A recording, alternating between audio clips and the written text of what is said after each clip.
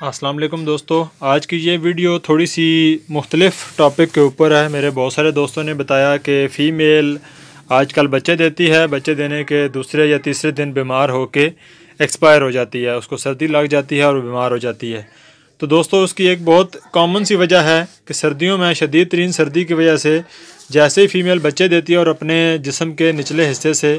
बाल काट लेती है, काट के बच्चों के ऊपर रख देती है, तो वो उसको सर्दी लग जाती है और बुखार में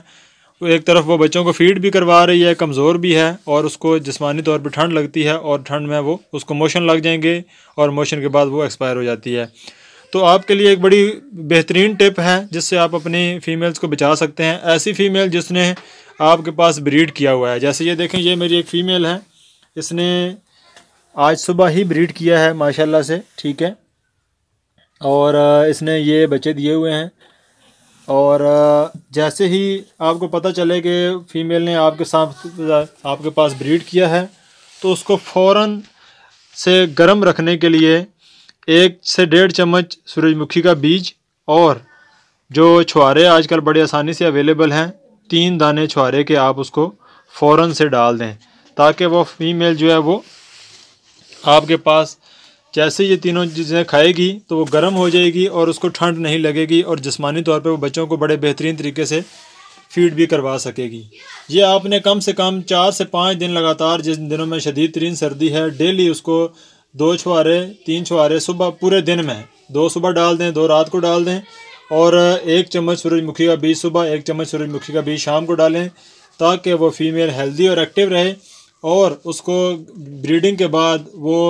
ज़ख्मी हालत में होती है तो उसको किसी किस्म की जो है वो बीमारी ना लगे। तो ये एक छोटी सी वीडियो है, आप अपनी ब्रीडिंग, जो फीमेल ब्रीडिंग कर चुकी है, उसको आप बचा सकते हैं और इस तरीके से आप अपने ब्रीडर जानवर की हिफाजत कर सकते हैं। इसके अलावा दोस्तों आप लोगों को एक बहुत ही ज़रूरी चीज़ बताना चाहूँगा। जो भी फ़ीमेल प्रेग्नेंट हो, उसकी प्रेगनेंसी के 20 दिन बाद फ़ीमेल का केज किसी सूरत चेंज ना करें, क्योंकि फ़ीमेल जब 20 दिन गुजर चुकते हैं तो आखिरी 10 दिनों में वो अपना नेस्ट बॉक्स भी बनाती है, केजेस को सूंघती है और अपनी एक जगह बना रही होती है ब्रीडिंग के हवाले से। अगर लास्ट 10 डेज़ में आप उसकी जगह चेंज करते हैं तो वो आपके केज में ही बच्चे दे देगी बाहर नेस्ट बॉक्स से और वो बच्चे मर जाएंगे, ठीक है। जो फ़ीमेल नेस्ट बॉक्स नहीं बनाती और बाहर ही बच्चे दे देती है, वो अपने बच्चों को फीड नहीं करवाती और आपके बच्चे मर जाते हैं। तो इसलिए एक चीज़ इंतहाई मोहतात रह कर किया करें, ताकि आपके फीमेल जो रैबिट बनीज़ हैं वो सेफ़ रहें और आपके पास सरवाइव कर सकें। इसके अलावा कोई ऐसी फ़ीमेल जो आप परचेज़ करते हैं और आपको नहीं पता कि वो प्रेग्नेंट है या नहीं प्रेग्नेंट, तो पहले दिन से ही आप उसको नेस्ट बॉक्स दे दें